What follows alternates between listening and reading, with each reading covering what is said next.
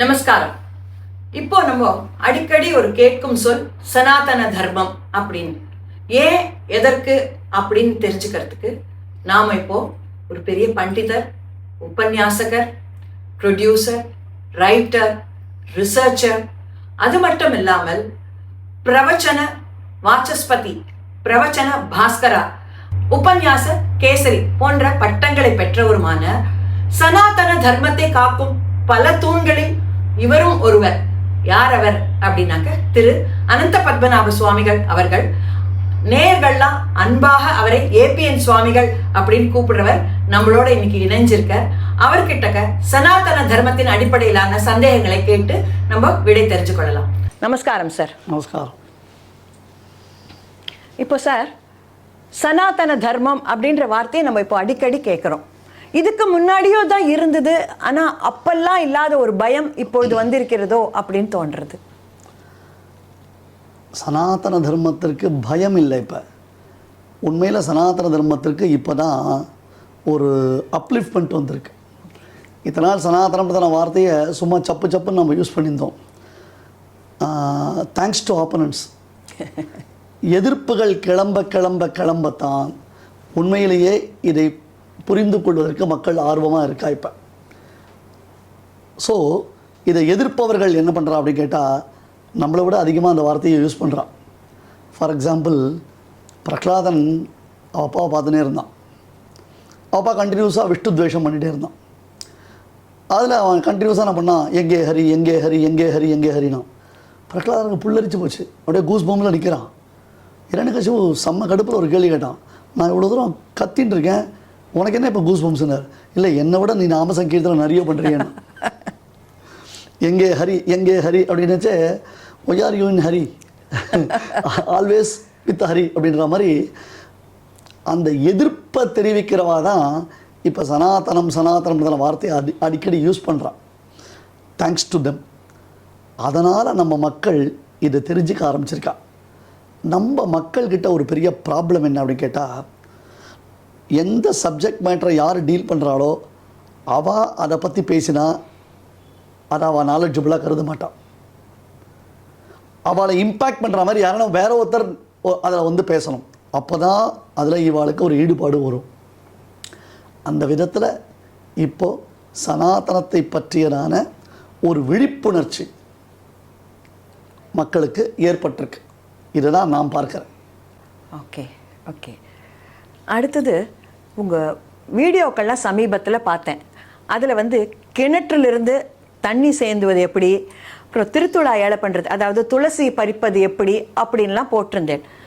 இந்த காலத்தில் பார்த்தேன்னா பாதி பேர் வீட்டில் கிணறு கிடையாது, மீதி பேர் வீட்டில் துளசி கிடையாது. இன்றைய நடைமுறைக்கு இதெல்லாம் எப்படி நம்ம வந்து சாத்தியப்படும்? ஒரு வார்த்தை, ஒரு சுவாமி தேசிகனுடைய ஒரு கொட்டேஷன் ஒன்று இருக்குது. ததாத்வே நூத்தனம் சர்வம் ஆயத்தியாஞ்ச புராதனம் அப்படின்னு ஒரு வாக்கியம் இருக்குது. வரும்பொழுது எல்லாமே புதுசாக தான் இருக்கும், நாளடைவில் அது பழசாயிடும்.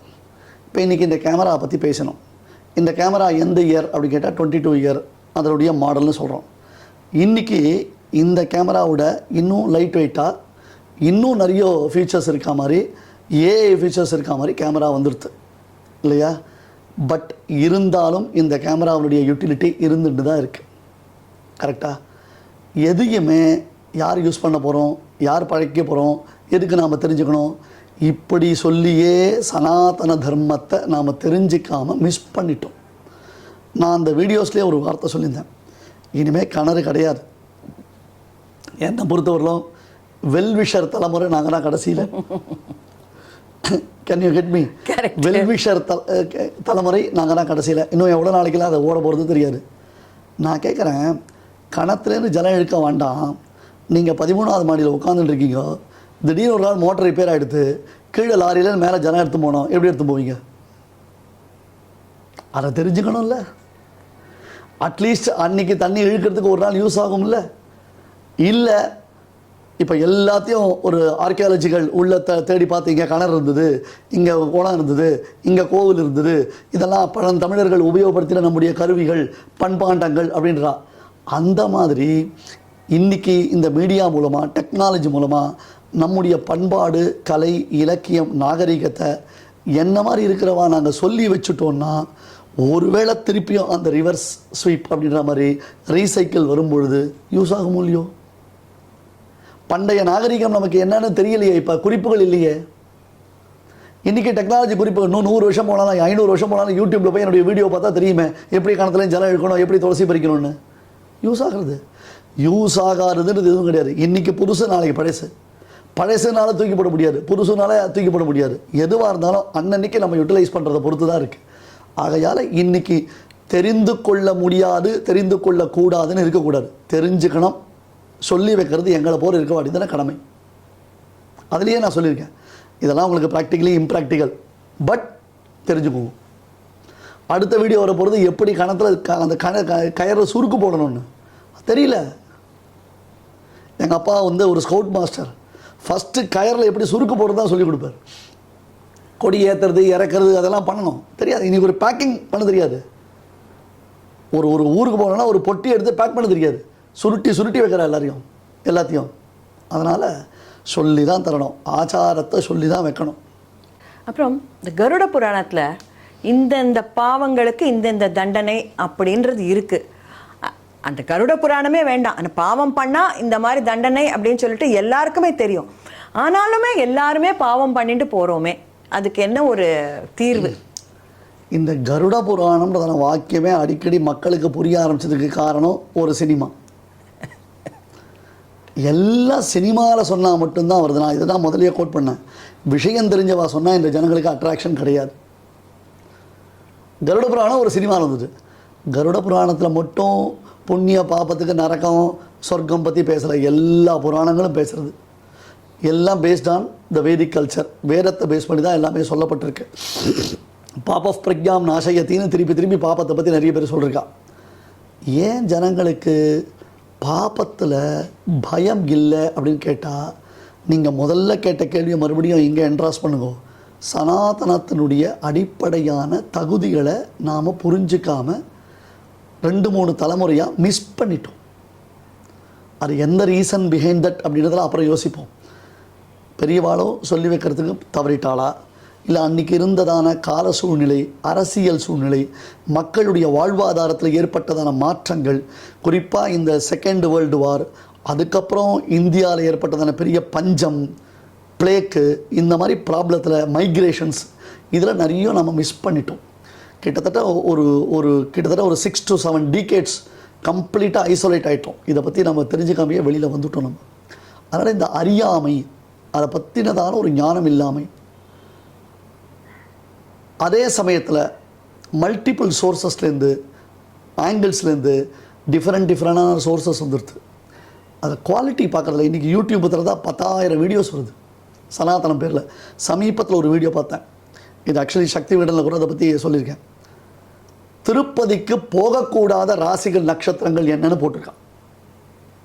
பெருமாளை சேவிக்கிறதுல இந்த ராசிக்காரா பெருமாளை சேவிக்கக்கூடாது, இந்த நட்சத்திரக்காரா பெருமாளை சேவிக்கக்கூடாதுன்னு இருக்கான். இது சைலண்ட்டாக ஸ்லோ பாய்சனாக ஆன்டி ஹிந்துவிசத்தை பரப்பக்கூடிய விஷயம் இது.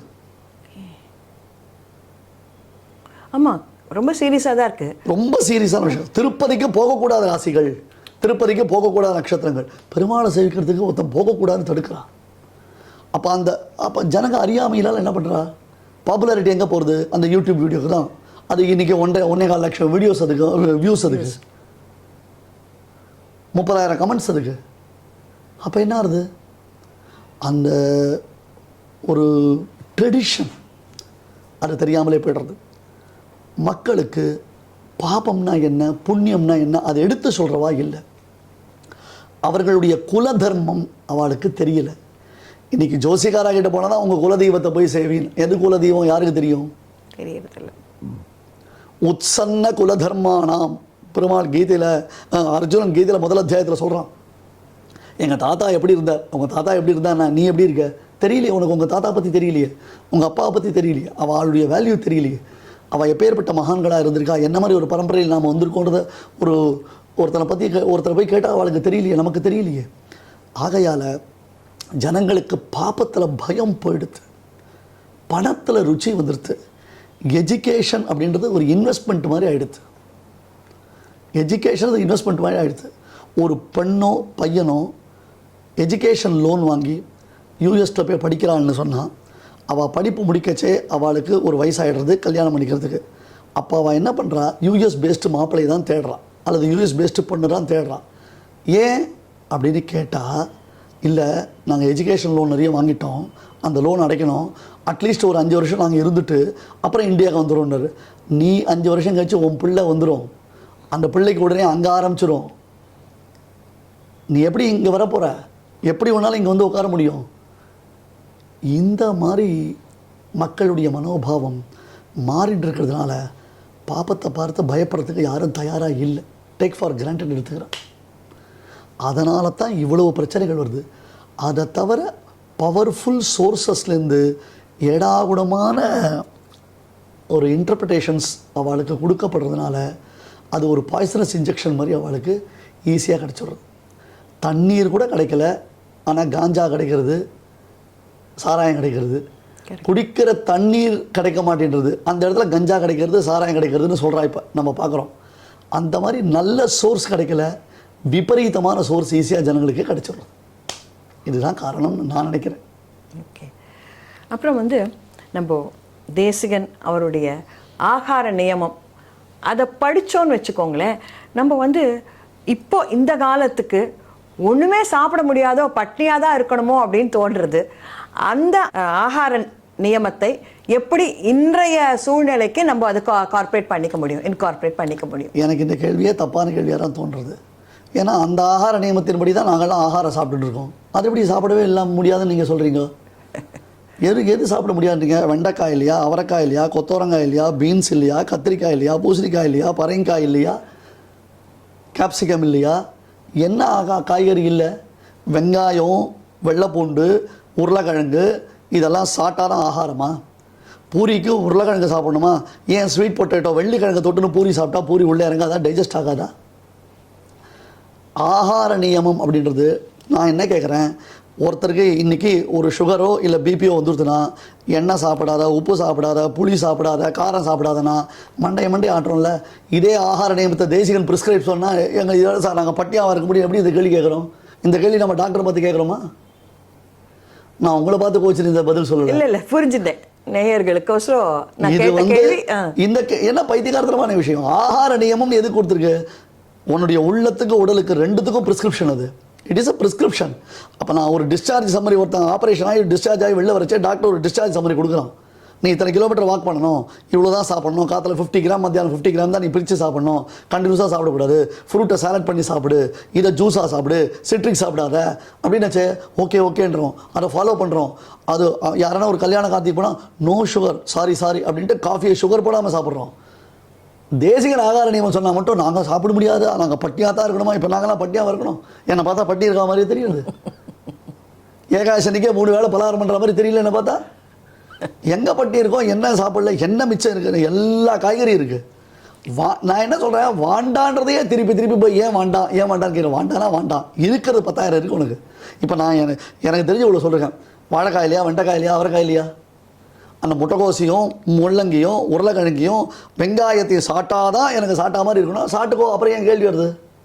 உனக்கு சாப்பிடணும் ருச்சியாக இருந்தால் சாப்பிட்டுக்கோ. அதையே ஆகார நியமத்தை தப்பு சொல்கிறேன்.